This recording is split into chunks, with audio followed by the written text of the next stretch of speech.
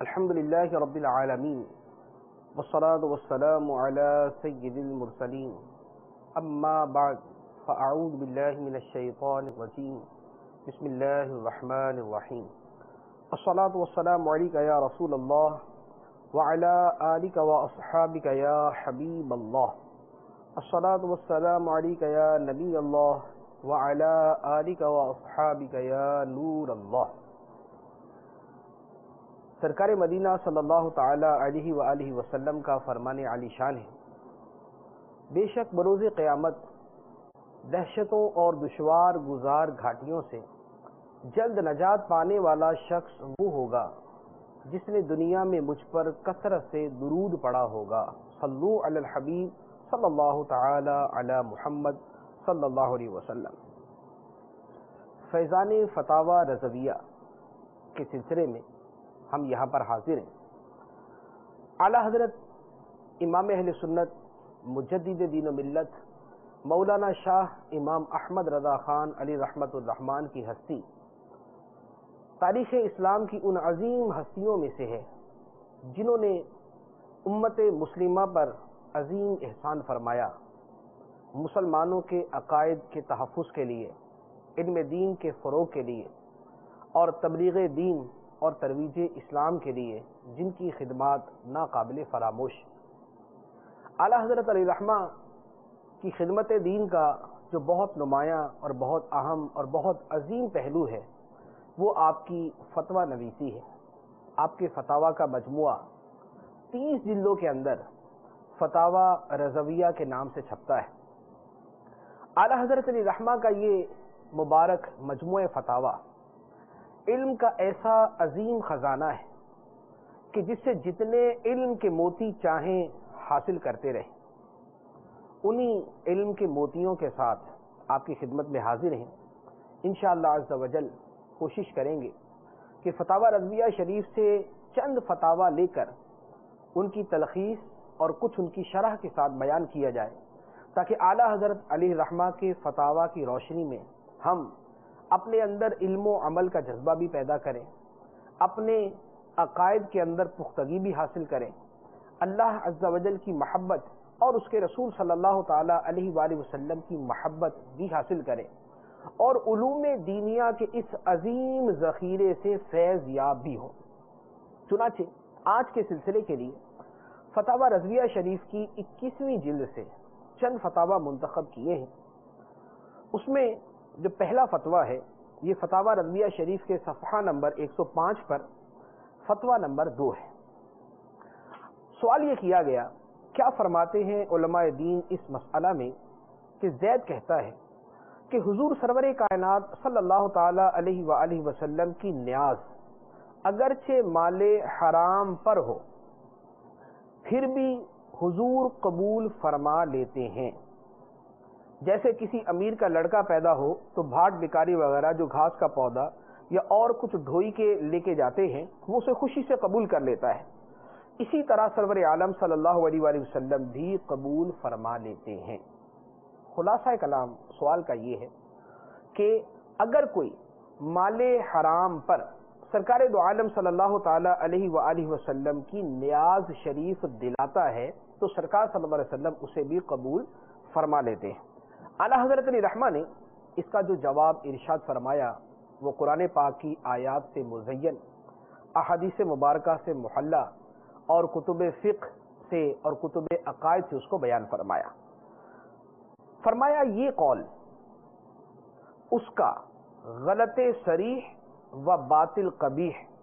اور حضور سید عالم صلی اللہ علیہ وآلہ وسلم پر افتراء فضیح ہے، یعنی یہ کہنا کہ سرکار صلی اللہ علیہ وسلم مال حرام سے بھی نیاز قبول فرما لیتے ہیں، یہ غلط صریح، باطل قبیح اور نبی پاک صلی اللہ علیہ وآلہ وسلم پر ایک رسوا کن افتراء ہے، ایک جھوٹ ہے، ایک بہتان ہے۔ سرکار دو عالم صلی اللہ علیہ وآلہ وسلم نے ارشاد فرمایا، من کذب علی متعمدا فلیتبوأ مقعدہ من النار، جو مجھ پر جان بوجھ کر جھوٹ باندھے وہ اپنا ٹھکانہ جہنم میں بنا لے۔ گویا نبی پاک علیہ الصلوۃ والسلام کی طرف یہ غلط بات منسوب کرنا کہ آپ مال حرام کی نیاز بھی قبول فرما لیتے ہیں، یہ سرکار پہ جھوٹ باندھنا ہے، اور جو سرکار پہ جھوٹ باندھے اس کی وعید یہ ہے کہ وہ اپنا ٹھکانہ جہنم میں بنا لے۔ پھر اعلیٰ حضرت فرماتے ہیں زنہار یعنی ہرگز مال حرام قابل قبول نہیں، نہ اسے راہ خدا میں صرف کرنا روا یعنی جائز، نہ اس پر ثواب ہے بلکہ نرا وبال ہے۔ اللہ تعالیٰ فرماتا ہے، اس کے بعد اعلیٰ حضرت نے 3 آیات مبارکہ یہاں پر نقل فرمائیں۔ فرمایا یا ایھا الذین آمنوا انفقوا من طیبات ما کسبتم، اے ایمان والو اپنی کمائی میں سے پاکیزہ چیزیں ہماری راہ میں خرچ کرو، پاکیزہ چیزیں ہماری راہ میں خرچ کرو۔ پھر فرماتا ہے وَلَا تَيَمَّمُوا الْخَبِيثَ مِنْهُ تُنْفِقُونَ،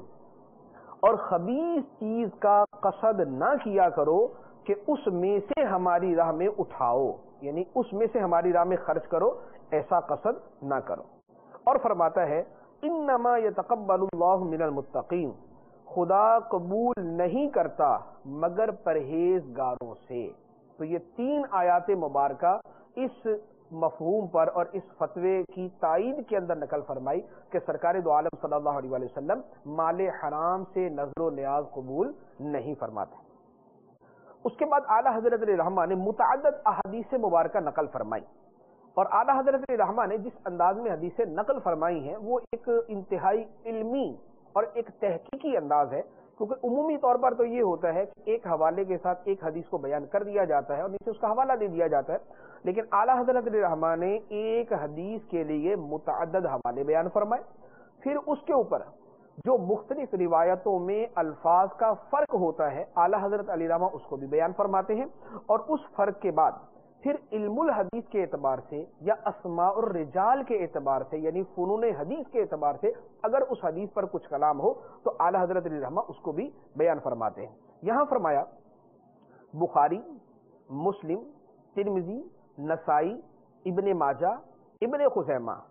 اپنی صحاح میں ابو ہریرہ رضی اللہ تعالی عنہ سے راوی رسول اللہ صلی اللہ تعالی علیہ وآلہ وسلم فرماتے ہیں من تصدق بعدل تمرۃ من کسب طیب ولا يقبل اللہ الا الطیب فإن اللہ یقبلها بیمینہ، جو ایک کھجور کے برابر پاک کمائی سے تصدق کرے اور اللہ تعالیٰ نہیں قبول فرماتا مگر پاک کو، تو وہ جو ایک کھجور کے برابر پاک کمائی سے تصدق کرے تو حق جل وعلا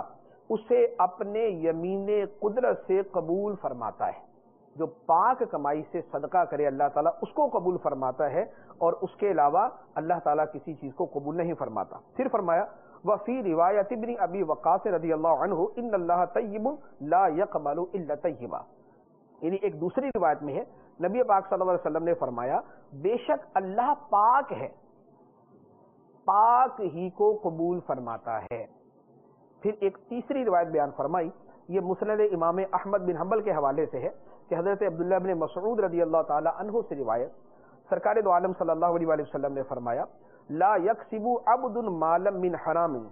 فیتصدق به فیقبل منه ولا ينفق منه فیبارک له فیہ ولا یترک خلف ظہرہ والا کان زادہ الى النار ان اللہ لا یمحو السیئ بالسیئ ولکن یمحو السیئ بالحسن ان الخبیث لا یمحو الخبیث۔ اعلیٰ حضرت فرماتے ہیں کہ سرکار دو عالم صلی اللہ علیہ وسلم نے فرمایا یہ مختلف احادیث کے مجموعوں کا خلاصہ ہے،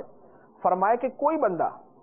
مال حرام کما کر صدقہ کرے تو یہ صدقہ قبول نہیں کیا جائے گا، اور اگر وہ اسے خرچ نہیں کرتا، اللہ کی راہ میں خرچ نہیں کرتا اور اپنی ذاتی استعمال میں خرچ کرتا ہے تو اس میں برکت نہیں دی جائے گی، اور اگر اپنے پسے پشت چھوڑ کر مرتا ہے تو یہ اس مرنے والے کے لیے جہنم میں جانے کا زیادہ راہ ہوگا۔ پھر فرمایا بے شک اللہ تعالیٰ برائی کو برائی سے نہیں مٹاتا بلکہ برائی کو اچھائی سے مٹاتا ہے، بے شک خبیث چیز خبیث شے کو نہیں مٹا سکتی، یعنی مال حرام اگر خرچ کیا جائے گا تو یہ آدمی کے گناہوں کو نہیں مٹائے گا کہ مال حرام بھی خبیث اور گناہ بھی خبیث، اور خبیث کے ساتھ خبیث کو نہیں مٹایا جاتا۔ اگر کوئی آدمی یہ چاہتا ہے راہ خدا میں خرچ کرنے کے ذریعے اپنے گناہوں کو مٹوائے، ان کی معافی حاصل کرے، تو پھر رزق حلال اور طیب میں سے اسے اللہ کی راہ میں خرچ کرنا ہوگا۔ اس کے بعد اعلیٰ حضرت رحمہ نے مزید اسی مفہوم کی حدیثیں بیان فرمائیں۔ ابن خزیمہ اور ابن حبان، یہ دو حدیث کی کتابیں ہیں، ان کے حوالے سے حدیث مبارک بیان فرمائی۔ سرکار دو عالم صلی اللہ علیہ وسلم نے فرمایا، من جمع مالا حراما ثم تصدق به لم یکن له فیہ اجر وکان اسرہ علیہ۔ فرمایا کہ جو مال حرام جمع کرے پھر اسے صدقہ کرے تو اسے اس مال حرام صدقہ کرنے میں کوئی اجر نہیں ملے گا اور اس کا وبال اس کے اوپر ہوگا، یعنی خرچ کرنے پر ثواب کوئی نہیں، الٹا عذاب اس کو ضرور ملے گا۔ اور دوسری حدیث مبارک نقل فرمائی، من کسب مالا من حرام فاعتق منہ ووصل منہ رحمہ کان ذلک اسرہ علیہ۔ فرمایا کہ جو مال حرام کمائے پھر اس سے اللہ کی راہ میں غلام آزاد کرے یا اپنے رشتہ داروں کے ساتھ حسن سلوک کرے، اس تمام کام کرنے کے باوجود ان کا وبال اس کے اوپر ہوگا۔ یعنی مال حرام سے جو خرچ کرے گا، خواہ وہ اللہ کی راہ میں غلام آزاد کرے، وہ اپنے رشتہ داروں سے اچھا سلوک کرے، وہ اپنے ماں باپ کو اس مال حرام سے کھلائے پلائے، بیوی بچوں کا گزارا کرے، رشتہ داروں کی مدد کرے، وہ کچھ بھی کرے، فرمایا کہ اس کا ثواب اس کو نہیں ملے گا بلکہ ان سب کا وبال اس کے اوپر آئے گا۔ اس کے بعد اعلیٰ حضرت رحمہ نے ایک اور حدیث مبارک نقل فرمائی، فرمایا کہ اخرجہ ابو داود فی المراسیل، امام ابو داؤد نے اپنی مراسیل کے اندر اس کو نقل فرمایا۔ سرکار دو عالم صلی اللہ علیہ وآلہ وسلم نے فرمایا، من اکتسب مالا من معصم فوصل به رحما او تصدق به او انفقه فی سبیل اللہ جمع ذلك جميعا فقذف به فی جہنم۔ فرمایا کہ جو گناہ کے ذریعے مال کمائے پھر اس کے ساتھ رشتہ داروں سے اچھا سلوک کرے، یعنی اس مال کے ذریعے رشتہ داروں کی خدمت کرے یا اس مال کو صدقہ کرے یا اس مال کو اللہ کی راہ میں خرچ کرے، فرمایا یہ سارے کا سارا جمع کیا جائے گا۔ جو راہ خدا میں خرچ کیا، جو رشتہ داروں سے حسن سلوک میں خرچ کیا، جو صدقہ کیا، یہ سارا مال جمع کیا جائے گا، فَقُذِفَ بِهِ فِي جہنم، اور سب کو جہنم میں پھینک دیا جائے گا۔ تو اعلیٰ حضرت رحمہ نے یہ سارا کچھ بیان فرمانے کے بعد ارشاد فرمایا، سبحان اللہ، مصطفیٰ صلی اللہ علیہ وسلم سے تو یہ قاہر تصریح ہے کہ مال حرام سے نیاز قبول نہیں، اور بے باک لوگ، جیسے سوال کے اندر ذکر ہوا، اور بے باک لوگ حضور پر یہ تہمت رکھیں کہ ناپاک مال بھی سرکار میں قبول ہو جاتا ہے، ولا حول ولا قوت الا باللہ العلی العظیم۔ پھر فرمایا، اے عزیز، جو چیز خدا کی بارگاہ سے مردود اور اس کی ناراضی سے آلودہ ہے، کیوں کر ممکن کہ مصطفیٰ صلی اللہ علیہ وسلم کے دربار میں رضا و قبول سے مشرف ہو، بلکہ در حقیقت زید کی یہ جرت کہ سرکار حرام بھی نیاز قبول فرما لیتے ہیں، زید کی یہ جرت سرکار رسالت علیہ افضل الصلاۃ والتحیہ میں گستاخی و اہانت کہ معاذ اللہ انہیں ناپاک چیزوں کا پسند و قبول کرنے والا بتانا ہے۔ ہی ہاتھ واللہ، وہ یعنی سرکار دو عالم صلی اللہ علیہ وسلم تمام عالم سے زیادہ ستھرے ہیں اور ستھروں کے لائق نہیں مگر ستھری چیزیں، گندی چیزوں تو گندوں کے سزاوار ہیں، ان کے لائق ہیں۔ اس کے بعد اعلیٰ حضرت نے قرآن پاک کی آیت مبارکہ بیان فرمائی۔ اب سائل نے اپنے سوال میں جس شخص کی طرف قول منسوب کیا تھا اس کے حوالے سے کہا تھا کہ جیسے امیر لوگوں کے ہاں اگر بھکاری لوگوں کو چھوٹی موٹی چیز لے کے آ جائیں تو قبول ہو جاتی ہے، تو اسی طرح گویا سرکار کی بارگاہ میں مال حرام کی کسی نے نیاز چلا کر پیش کر دی تو وہ بھی قبول کر لی جائے گی۔ فرمایا کہ اس مثال کی تاجدار یطہرکم تطہیرا سے کیا نسبت، دنیا کے امراء کی ان سے کیا نسبت؟ ٹھیک مثال یوں ہے کہ جشن سلطانی میں کوئی احمق بے باک نظر شاہی کو پیشاب کا قارورہ لے جائے، پھر دیکھے کہ مقبول ہوتا ہے یا اس مردک کے منہ پر مارا جاتا ہے۔ گویا مال حرام سے نیاز دلانا، خواہ وہ 12ویں شریف کی نیاز ہے، خواہ وہ سرکار دو عالم صلی اللہ علیہ وسلم کی میلاد شریف کا کوئی اور موقع ہے، اگر مال حرام سے، رشوت کے مال سے، سود کے مال سے، چوری کے مال سے، ڈکیتی کے مال سے، دوسرے پر ظلمن اس کا مال چھیننے کے بعد، غصب کرنے کے بعد اگر اس سے کوئی نیاز دلاتا ہے تو وہ گویا ایسے ہے کہ جیسے بادشاہ کا جشن ہو، لوگ تحفے تحائف پیش کریں اور یہ معاذ اللہ پیشاب کی بوتل اٹھا کے اس کے سامنے پیش کر دے کہ تحفے کے لیے میں یہ لے کر آیا ہوں۔ تو سرکار دو عالم صلی اللہ علیہ وسلم کی بارگاہ میں مال حرام سے نیاز کرنا ایسا ہے کہ جیسے معاذ اللہ یہ جو مثال بیان کی گئی۔ اس کے بعد اعلیٰ حضرت علی رحمہ نے درمیان میں قبولیت کا معنی بیان فرمایا اور اس کے اوپر انتہائی علمی اور تحقیقی بحث جو ہے وہ بیان فرمائی، رد المختار فتاوی شامی کے حوالے سے، اس کے بعد تفسیر کبیر کے حوالے سے اس کا معنی و مفہوم بیان کیا۔ پھر آخر میں فرمایا تو صاف ثابت کہ زید کے نزدیک مال حرام سے تصدق پر بھی استحقاق ثواب ہے، یعنی جس نے یہ بات کہی تھی اس کے نزدیک مال حرام بھی اگر صدقہ کیا جائے تو اس پر ثواب ملتا ہے۔ فرمایا یہ جو زید نے کہا، علماء فرماتے ہیں جو حرام مال سے تصدق کر کے اس پر ثواب کی امید رکھے کافر ہو جائے۔ خلاصہ میں یعنی خلاصۃ الفتاوی فقہ کی کتاب ہے، فرمایا رجل تصدق من الحرام ویرجو الثواب یکفر، کسی شخص نے مال حرام سے صدقہ کیا اور ثواب کی امید رکھی وہ کافر ہو جائے گا۔ اور فتاوی عالمگیری میں ہے لو تصدق علی فقیر شیئا من المال الحرام ویرجو الثواب یکفر،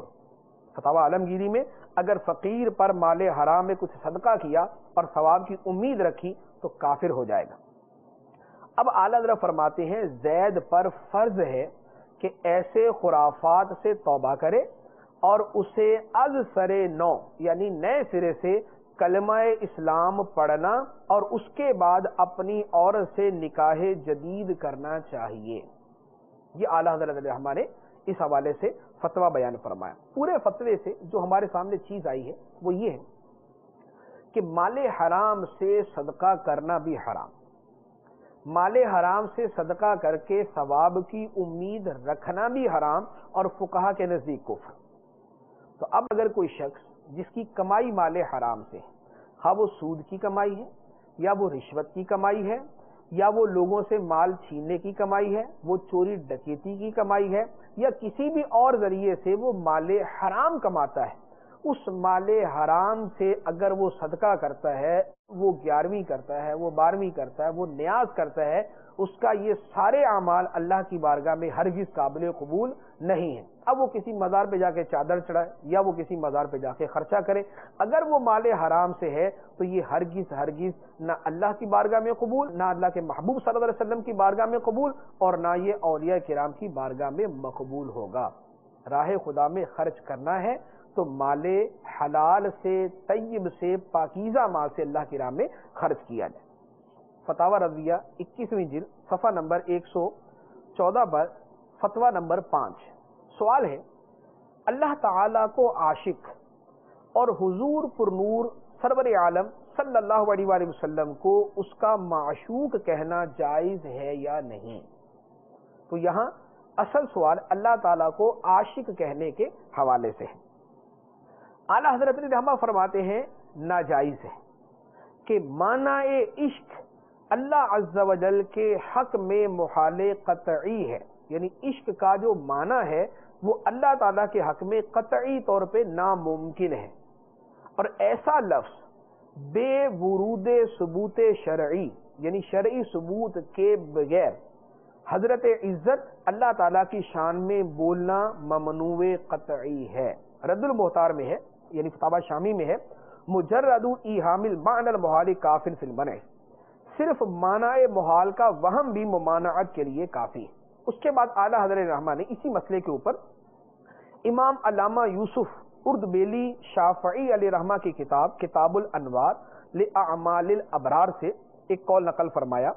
کہ لو قال انا اعشق اللہ او یعشقنی فمبتدع والعبارۃ صحیحۃ ان یقول احبہ ویحبنی، اس پورے فتوے کا۔ اس کے بعد پھر اعلیٰ حضرت رحمہ نے علامہ ابن حجر مکی رحمۃ اللہ علیہ کی کتاب ہے اعلام،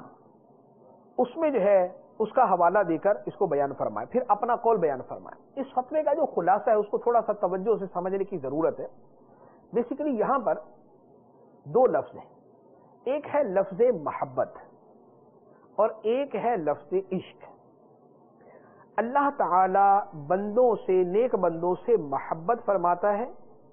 اور نیک بندے اللہ سے محبت فرماتے ہیں، تو اللہ ان کا محب ہے اور بندے خدا کے محبوب ہیں، یہ کہنا درست۔ یحبہم و یحبونہ قرآن پاک کے اندر موجود۔ اللہ تعالیٰ کو محب کہنا بھی درست اور اللہ تعالیٰ کو محبوب کہنا بھی درست۔ دوسرا لفظ ہے عشق۔ اللہ تعالیٰ سے بندے عشق کرتے ہیں، یہ درست، بندے اللہ سے عشق کرتے ہیں، یہ درست، لیکن یہ کہنا کہ اللہ تعالیٰ فلاں بندے سے عشق کرتا ہے، یہ درست نہیں، کیونکہ لفظ عشق کا جو معنی ہے وہ اللہ تعالیٰ کی شان کے لائق نہیں۔ عشق کیا ہوتا ہے؟ محبت میں گھلنا، تڑپنا، مچلنا، بے قرار ہونا، اور یہ جو کیفیت ہوتی ہے گھلنے کی کیفیت، یہ اللہ تعالیٰ کی شان کے لائق نہیں۔ تو ہم یہ تو کہہ سکتے ہیں کہ نبی پاک صلی اللہ تعالیٰ علیہ وسلم اللہ کے محبوب ہیں اور اللہ تعالیٰ نبی پاک صلی اللہ علیہ وسلم کا محب ہے، یہ درست۔ یہ بھی کہہ سکتے ہیں کہ نبی پاک صلی اللہ تعالیٰ علیہ وسلم اللہ تعالیٰ سے عشق کرتے ہیں، تو سرکار دو عالم صلی اللہ علیہ وسلم اللہ تعالیٰ کے عاشق، یہ بھی کہنا درست۔ یہ جو اس سے اگلا صورت ہے، یعنی ایک صورت ہے اللہ تعالیٰ کو عشق کرنے والا کہنا کہ اللہ تعالیٰ عاشق، یہ کہنا درست نہیں۔ نبی پاک صلی اللہ علیہ وسلم کو معشوق کہنا اس معنی میں کہ ہم سرکار دو عالم صلی اللہ علیہ وسلم سے عشق کرتے ہیں، یہ درست ہے کہ مسلمان جو ہے عاشقان رسول ہے، عاشقان رسول جو ہے وہ ان کے لیے لفظ استعمال کرنا درست، لیکن لفظ عاشق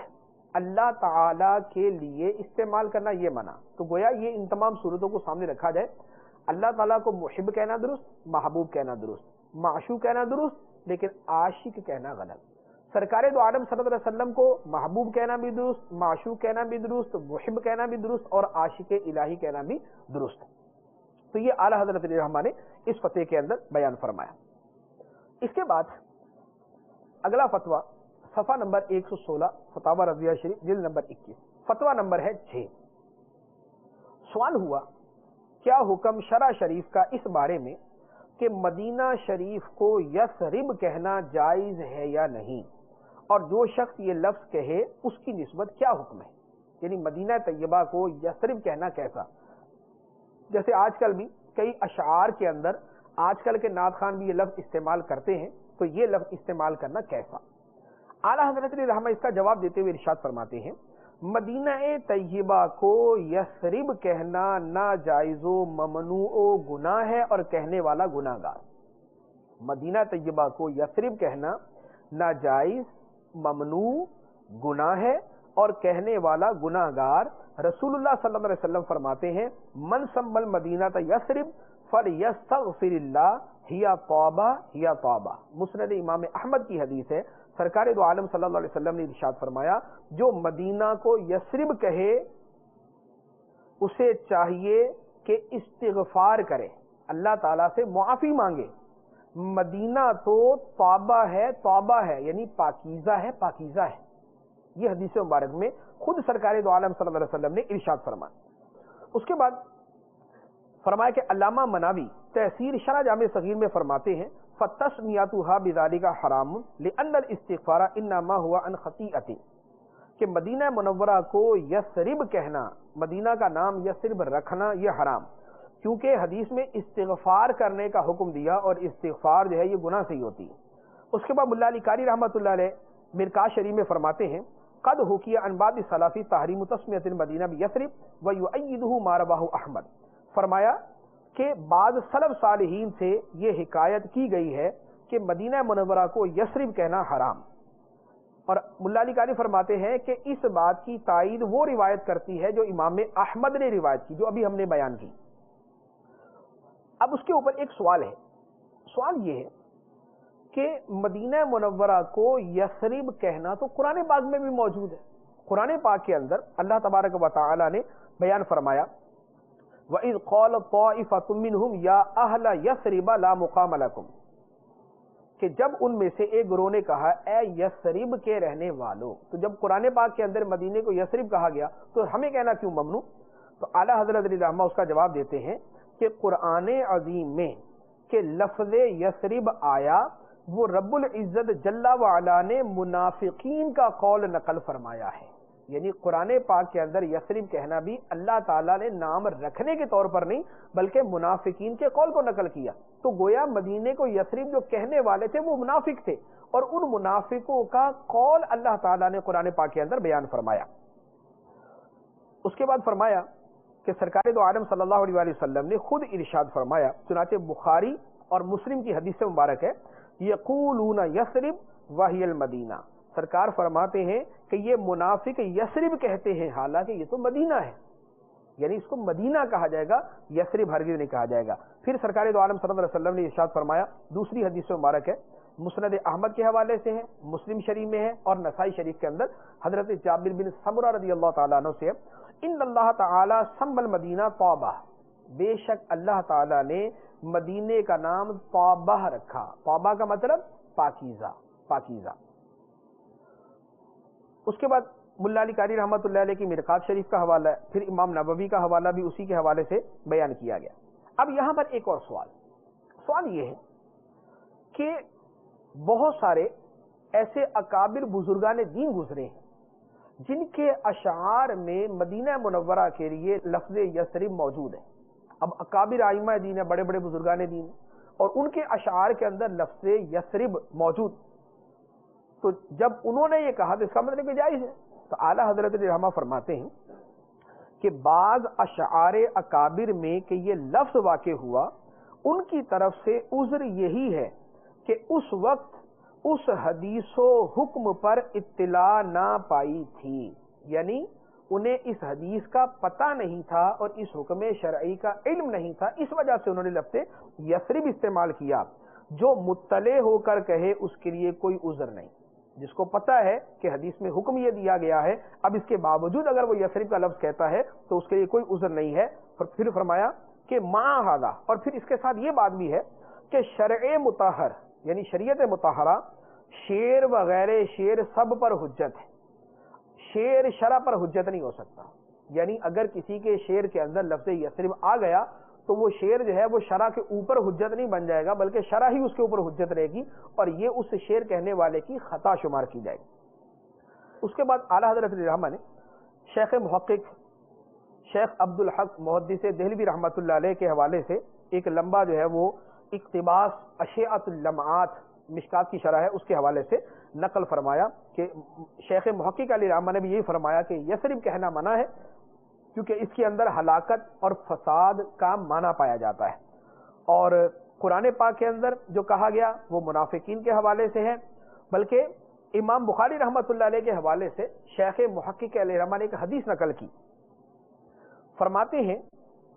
کہ ودر روایت دیگر آمدہ باید کہ استغفار کند. بخاری در تاریخ خود حدیث آوردہ کہ یک بار یثرب گوید باید کے 10 بار مدینہ گوید تا تدارک و تلافی آ کند. فرمایا کہ امام بخاری نے اپنی تاریخ میں یعنی تاریخ بخاری کے اندر ایک حدیث ذکر فرمائی ہے کہ جو کوئی ایک مرتبہ یثرب کہے اسے 10 مرتبہ مدینہ کہنا چاہیے تاکہ وہ یثرب کہنے کی تلافی اور تدارک ہو جائے. تو گویا خلاصہ کلام جو ہے اس فتوے کا یہ ہوا کہ مدینہ منورہ کے لیے لفظ یثرب کا استعمال کرنا جائز نہیں ہے. لہذا جن اشعار کے اندر اردو ہو, فارسی ہو یا عربی ہو یا پنجابی ہو یا کسی بھی زبان کا شعر ہو, اگر اس میں مدینہ منورہ کے لیے لفظ یثرب آیا ہو تو وہاں پر لفظ یثرب کی بجائے مدینہ, طیبہ یا جو بھی وہاں پر وزن کے مناسب لفظ بنتا ہے وہ استعمال کیا جائے, لفظ یثرب ہرگز استعمال نہ کیا جائے. اس کے بعد فتاوی رضویہ شریف جلد 21 صفحہ نمبر 121 سے فتویٰ نمبر 9 کا خلاصہ جو ہے وہ عرض کرتے ہیں. سوال ہوا کہ زید شراب پیتا ہے